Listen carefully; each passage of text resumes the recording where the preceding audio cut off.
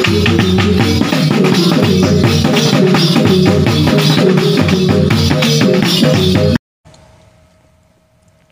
buat perempuan-perempuan Indonesia, sering Mbak Puan merasa dianggap tidak mampu karena perempuan? Sering. Oke, ya, salam jumpa kembali sahabat Karir Klong Official sekalian dimanapun Anda berada. Salam sehat untuk kita semua ya. Jadi kita baru saja menyaksikan cuplikan video ya, wawancara Rosy Silalahi dan Puan Maharani di Kompas TV ya. Saya hanya mengambil cuplikannya untuk kita bahas pada kesempatan ini. Tetapi kalau memang ingin sahabat Karir Klong Official sekalian ingin menonton lebih lengkap video tersebut, maka tontonlah di Kompas TV ya. Oke. Yang pertama saya mau katakan bahwa kita perlu memberikan apresiasi kepada Puan Maharani ya. Sebagai anak bangsa ya, dia punya kepedulian ya, dia punya suatu niat yang luhur ya, yang mulia untuk memperjuangkan ya hak-hak politik kaum perempuan di bangsa ini. Jadi mungkin itu kita perlu apresiasi ya. Saya kira itu hal yang positif ya. Yang kedua adalah menjadi sebuah pertanyaan adalah apakah benar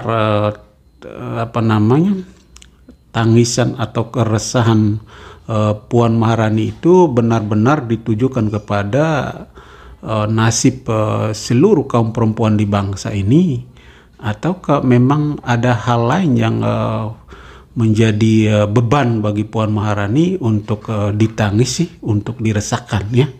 Oke, sahabat Karir Klong Official sekalian. Yang pertama adalah rujukan kita sebenarnya. Rujukan kita itu kan sebenarnya bukan kata orang ya, atau bukan kata kelompok ini, atau bukan kata kelompok itu, bukan. Tetapi rujukan kita adalah konstitusi. Menjadi pertanyaan adalah apakah konstitusi kita itu tidak memberikan ruang kepada kaum perempuan di bangsa ini untuk ambil bagian dalam ya katakanlah kegiatan politik atau dalam kegiatan-kegiatan lain untuk membangun bangsa ini. Saya kira konstitusi kita sudah jelas mengatur ya. Pasal 27 ayat 1 secara jelas ya memberikan peluang kepada kita sekalian ya, warga bangsa. Jadi kita semua itu punya hak yang sama ya di mata hukum dan pemerintahan. Jadi saya kira Undang-Undang Dasar 45 pasal 27 ayat 1 sudah jelas ya mengatur tentang hak kita. Jadi tidak ada perbedaan antara kaum laki-laki dan perempuan. Kemudian yang kedua adalah turunan-turunan dari pasal itu saya kira jelas ya. Dalam pasal-pasal terkait dengan kuota perempuan dalam partai politik, kuota perempuan untuk mengikuti calon legislatif dan lain-lain, itu saya kira jelas. Jadi konstitusi itu sudah memberikan ruang kepada kaum perempuan di bangsa ini untuk ambil bagian dalam setiap kegiatan ya, aktivitas untuk membangun bangsa ini, baik di bidang politik ya, hukum dan lain-lain ya. Jadi kalau misalnya Puan Maharani resahkan ya, saya kira tidak beralasan ya, karena konstitusi kita menjamin akan hal itu ya. Jadi saya kira tidak ada alasan bagi Puan Maharani untuk meresahkan hal itu. Dan kita lihat contoh bahwa banyak sekali kaum perempuan di bangsa ini yang mendapat kedudukan penting ya, di kedudukan strategis di bangsa ini. Katakanlah Puan Maharani sendiri ya. Dia pernah menjabat sebagai ketua fraksi dari Partai Demokrasi Indonesia Perjuangan. Dia pernah menjabat sebagai menteri PMK di pemerintahan Jokowi Jilid 1, dan sekarang dia menjabat sebagai ketua DPR RI. Ini kan saya kira jabatan-jabatan yang strategis di bangsa ini dipimpin oleh seorang perempuan.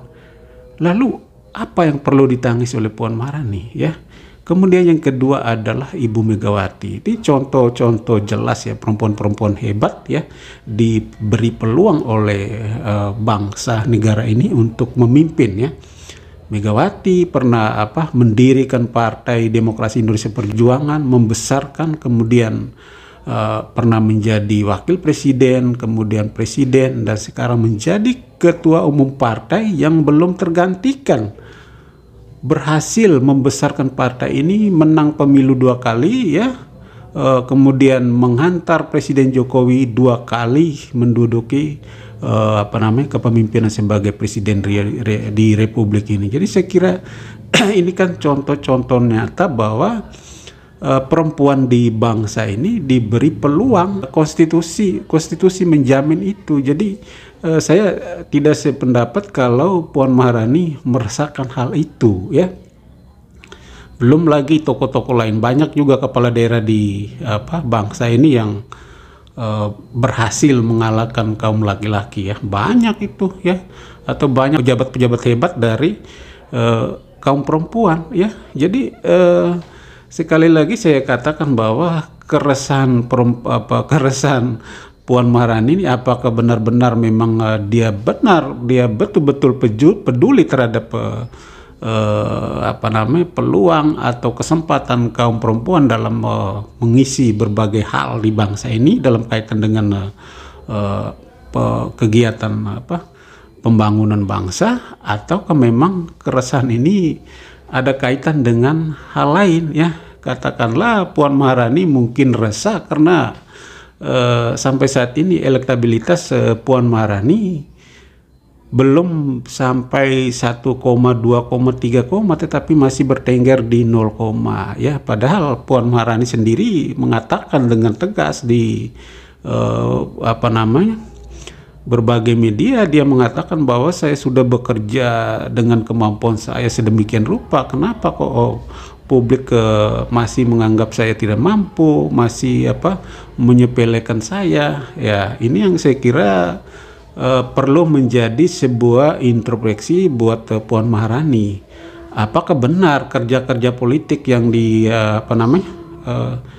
tugas yang diemban oleh Puan Maharani selama menjabat sebagai ketua fraksi, menteri, kemudian ketua DPR RI, apakah sudah melakukan suatu kebijakan atau terobosan-terobosan luar biasa yang bisa memberikan dampak atau manfaat kepada seluruh rakyat Indonesia. Jadi saya kira itu yang mungkin dipertanyakan oleh publik ya. Puan Maharani memang sudah kalau soal jabatan, Puan Maharani sudah malang melintang ya, dari ketua fraksi, kemudian menteri, ketua DPR RI, itu sudah luar biasa. Tetapi apa yang dilakukan oleh Puan Maharani itu yang saya kira belum menyentuh hati rakyat ya. Jadi menurut saya pada konten sebelumnya itu saya pernah mengatakan bahwa sebenarnya Puan Maharani ini adalah salah satu politisi yang diproyeksikan atau diorbitkan PDIP itu sudah lama ya sebenarnya. Dan Puan Maharani ini memiliki keistimewaan ya. Dia adalah anak dari Megawati Soekarno Putri yang merupakan ketua partai, kemudian dia juga salah satu pimpinan DPP Partai Demokrasi Indonesia Perjuangan. Dia pernah menjadi ketua fraksi, pernah menjadi menteri, kemudian sekarang menjabat sebagai ketua DPR RI, dan yang paling penting dia adalah salah satu cucu ya, keturunan langsung dari Bung Karno. Ini saya kira keistimewaan yang dimiliki oleh Puan Maharani. Tetapi menjadi persoalannya adalah dalam setiap kerja politik Puan Maharani itu dia tidak memanfaatkan peluang-peluang ini secara baik ya. Makanya elektabilitas dia tidak pernah mengalami kenaikan secara signifikan ya. Padahal kalau memang dia betul-betul mempersiapkan diri untuk menjadi calon presiden di 2024, saya kira dia harus mempersiapkan 10 tahun yang lalu ya, dari Jokowi menjabat sebagai presiden, dia harus sudah mempersiapkan dengan memperbaiki gaya komunikasi politiknya itu ya. Bagaimana ya, gampang saja tinggal duplikasi apa yang dilakukan oleh Presiden Jokowi, kan gampang itu ya. Apa yang dilakukan oleh Presiden Jokowi, gaya komunikasi blusukan itu, kalau dilakukan oleh Puan Maharani secara terus-menerus dari awal, saya kira saat ini dia sudah menuai hal itu ya, dia sudah menuai hasilnya. Tetapi kan sekarang Puan Maharani kesulitan ya, karena dia tidak pernah menduplikasi gaya komunikasi, gaya blusukan yang dilakukan oleh Presiden Jokowi. Justru yang melakukan, yang menduplikasi gaya-gaya itu adalah Ganjar Pranowo, sehingga jangan salahkan kalau Ganjar Pranowo menuai hasil sekarang ya. Jadi saya kira itu yang menjadi satu kendala buat Puan Maharani, kenapa dia selalu selalu terpuruk ya dalam soal, kalau bicara soal elektabilitas ya, dia selalu kalah dengan kader-kader lain ya, termasuk kader dalam partainya sendiri, yaitu Ganjar Pranowo ya. Jadi menurut saya ya tangisan atau keresahan Puan Maharani ini ya, yang pertama kita apresiasi karena dia punya kepedulian, niat yang luhur untuk mendorong kaum perempuan di bangsa ini untuk ambil bagian atau ya terlibat lebih jauh lagi ke dalam kegiatan-kegiatan politik di bangsa ini, harus ambil peran lebih banyak dalam membangun bangsa ini. Itu saya kira hal yang positif. Tetapi yang kedua juga menjadi catatan kritis buat Puan Maharani adalah apakah benar tangisan ini Anda tujukan untuk kaum perempuan di bangsa ini, ataukah memang, atau tangisan ini hanya sebagai luapan emosi Anda karena Anda sampai saat ini elektabilitas masih 0, ya. Itu saya kira Puan Maharani perlu melakukan gerakan perubahan lah dalam waktu beberapa bulan ya, atau 1 tahun ke depan sebelum Megawati memutuskan siapa calon presidennya ya. Dan ini saya kira, menurut saya sangat terlambat sekali Puan Maharani melakukan terobosan atau gerakan perubahan, karena peluang Puan Maharani itu memang sudah disiapkan, tetapi sebenarnya Puan Maharani sendiri yang tidak memanfaatkan itu secara maksimal ya. Puan Maharani lebih menempatkan keelitannya ya. Padahal harusnya Puan Maharani mengerti ya bahwa situasi politik kita saat ini kan berubah ya, tidak seperti zaman atau periode-periode sebelumnya. Situasi politik kita saat ini adalah rakyat menginginkan seorang pemimpin yang dekat sekali dengan rakyatnya, tidak ada celah dengan rakyat, pemimpin yang selalu peduli dengan rakyat, pemimpin yang menampilkan apa adanya. Itu yang diharapkan masyarakat saat ini, dan saya kira itu fakta hari ini, tidak bisa dipungkiri oleh politisi siapapun, sehebat apapun Anda, tetapi kalau Anda tidak melakukan pendekatan kepada rakyat ya, tidak menyatu dengan rakyat, maka Anda tidak ada apa-apanya ya. Dan itu fakta politik hari ini.